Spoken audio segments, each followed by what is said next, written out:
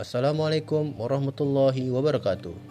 Kami dari kelompok 2, Angkatan 53 peserta Latsar CPNS Kabupaten Sumbawa tahun 2021 akan menjelaskan tentang analisis isu kontemporer beserta contoh isu kontemporer serta penyelesaiannya. Pertama, yang akan kami bahas adalah perubahan lingkungan strategis. Terkait konsep perubahan adalah suatu yang tidak dapat dihindari yang menjadi bagian dalam perjalanan peradaban manusia, termasuk dalam tugas dan peran PNS. PNS bisa menunjukkan perannya dalam koridor peraturan perundangan atau bending the rules, namun tidak boleh melanggarnya, breaking the rules. Karena itu, perlu diketahui 5 level lingkungan strategis yang dapat mempengaruhi kesiapan PNS dalam melakukan pekerjaannya yang merujuk kepada pandangan Uri Bronfenbrenner, yaitu 1. Individu, 2. Family, 3. Community, 4. Society, dan kelima, global. Tataran makro PNS perlu memiliki wawasan terhadap globalisasi terkait dampak positif negatifnya, perkembangan demokrasi yang berpengaruh terhadap kehidupan sosial ekonomi dan politik bangsa, desentralisasi dan otonomi daerah sebagai upaya memperkokoh kesatuan nasional, berdaya saing nasional. Ada 6 modal insani dalam menghadapi perubahan lingkungan strategis. Yang pertama, modal intelektual. 2. Modal emosional. Kemampuan emosi disebut juga sebagai kecerdasan emosi. 3. Modal sosial.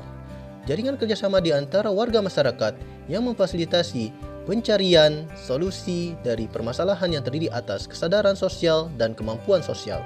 4. Adalah modal ketabahan. 5. Modal etika atau moral. Kapasitas mental yang terdiri atas 4 komponen, yaitu integritas bertanggung jawab, penyayang, pemaaf, dan yang terakhir adalah modal kesehatan atau kekuatan fisik jasmani.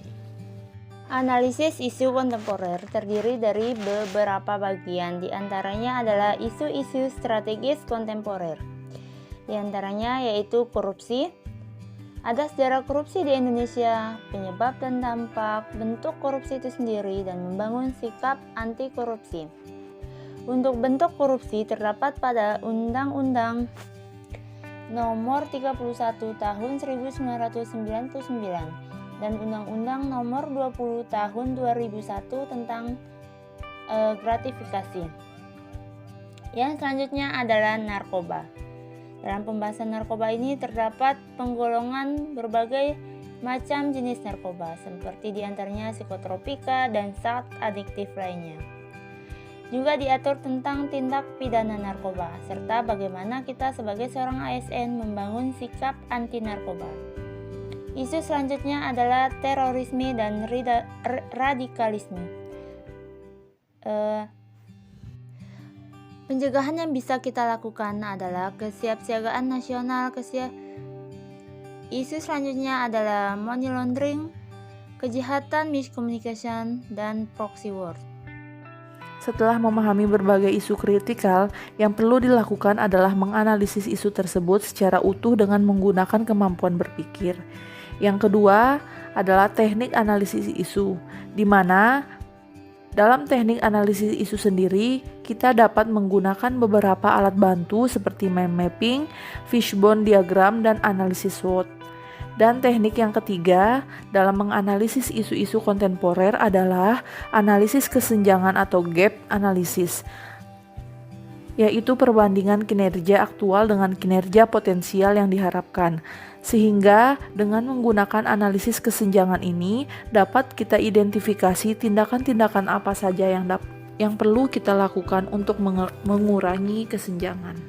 Setelah memaparkan konsep isu kontemporer, kelompok kami akan mengidentifikasi beberapa masalah yang terjadi. Yang pertama, penemuan kasus baru suspek TBC di puskesmas masih rendah. Kedua, cakupan pelayanan imunisasi dasar rutin di puskesmas masih rendah. 3. Tingginya angka penemuan kasus hipertensi di puskesmas. 4. Penerapan program 5 momen cuci tangan di karyawan puskesmas masih kurang disiplin. Yang terakhir, cakupan pelayanan konsultasi gizi pasien rawat jalan masih rendah. Analisis tapisan masalah dengan metode APKL. Isu atau masalahnya: 1. Penemuan kasus baru suspek TBC di puskesmas masih rendah. Nilai aktual 3. problematik 3, kekalayakan 3, layak 3, jumlah 12. 2. Cakupan pelayanan imunisasi dasar rutin di puskesmas masih rendah. Nilai aktual 4, problematik 4, kekalayakan 3, layak 3, jumlahnya 14. Yang ketiga, tingginya angka penemuan kasus hipertensi di puskesmas.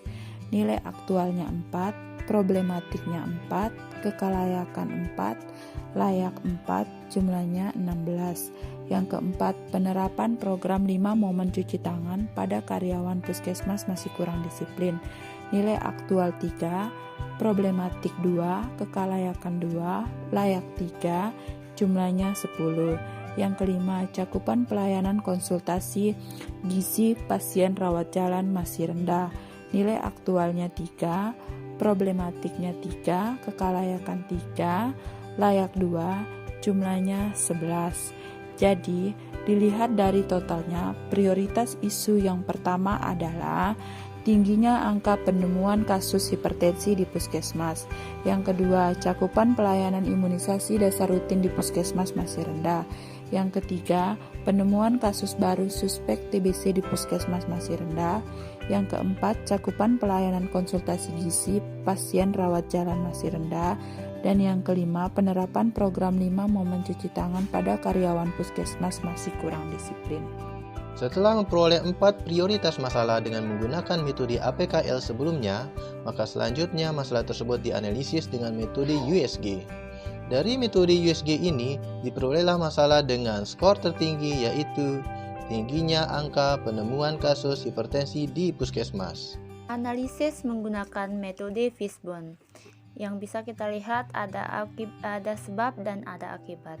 Sebabnya yaitu ada faktor manusia, lingkungan, metode, dana, material yang bisa mengakibatkan tingginya angka penemuan kasus hipertensi di puskesmas. Dari faktor manusia, kurang aktivitas fisik, kondisi psikis seperti stres dan sering marah, merokok, kurangnya pengetahuan masyarakat mengenai hipertensi. Lingkungan, kultur budaya tentang pola makan diantaranya mengkonsumsi makanan yang mengandung kolesterol tinggi, mengkonsumsi makanan yang mengandung banyak lemak, mengkonsumsi makanan yang diawetkan atau diasinkan, dan terlalu banyak mengkonsumsi garam. Dari metodenya sendiri, kurangnya penyuluhan dari petugas puskesmas tentang hipertensi, serta penyuluhan yang kurang menarik yang dilakukan oleh petugas. Dari faktor dana promosi kesehatan yang kurang, serta material, sarana dan prasarana promosi kesehatan tentang penyakit hipertensi masih kurang, serta leaflet yang terbatas. Dari isu kontemporer yang menjadi prioritas masalah dalam kelompok kami, terkait dengan kasus hipertensi yang masih tinggi, kelompok kami memberikan alternatif penyelesaian masalah terkait isu tersebut. Sehingga yang perlu dilakukan adalah mengurangi penyebab dari tingginya kasus hipertensi tersebut. Apa saja penyebab dari tingginya kasus hipertensi? Yang pertama ada karena kurangnya aktivitas fisik, kemudian karena kondisi psikis seperti stres, sering marah, merokok, dan kurangnya pengetahuan masyarakat mengenai hipertensi. Sehingga penyelesaian masalah dari tingginya hipertensi tersebut adalah dengan mengurangi faktor penyebabnya. Alternatif penyelesaian. Alternatif yang pertama, senam anti-hipertensi untuk pasien dan masyarakat. Tahapannya, 1. Menentukan jadwal senam untuk hadir di puskesmas. Yang kedua, membagi kelompok yang hadir per desa pada setiap senam. Hasil yang diharapkan untuk meningkatkan kesehatan dan kebugaran masyarakat.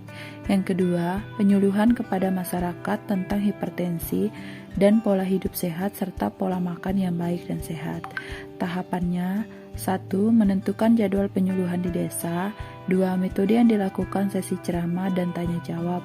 Hasil yang diharapkan 1. Untuk meningkatkan pengetahuan penderita dan masyarakat tentang hipertensi, pengertian, tanda dan gejala serta pencegahannya. 2. Mengajak masyarakat untuk hidup sehat dan makan yang baik dan sehat. 3. Penyuluhan dampak rokok bagi perokok aktif maupun pasif pada penderita hipertensi. Tahapannya 1. Menentukan jadwal penyuluhan di desa. 2. Metode yang dilakukan sesi ceramah dan tanya jawab. Hasil yang diharapkan untuk menginformasikan tentang dampak rokok pada penyakit hipertensi. 4. Pembagian leaflet. Tahapannya, pembagian leaflet ke tempat umum dan masyarakat. Hasil yang diharapkan untuk meningkatkan pengetahuan penderita dan masyarakat tentang hipertensi, pengertian, tanda dan gejala, serta pencegahannya. Adapun pihak terkait dari semua alternatif ini yaitu 1. Kecamatan, 2. Pemerintah desa, 3. Aparat desa, 4. Kader atau Toma, 5. Puskesmas, dan yang keenam masyarakat. Berdasarkan isu yang sudah kelompok kami bahas sebelumnya, dapat ditarik kesimpulan bahwa setiap masalah yang kita hadapi dapat kita analisa penyebab dan penyelesaiannya, serta meningkatkan kualitas pelayanan kita, terutama tenaga kesehatan sebagai garda terdepan dalam memberikan pelayanan kesehatan bagi masyarakat.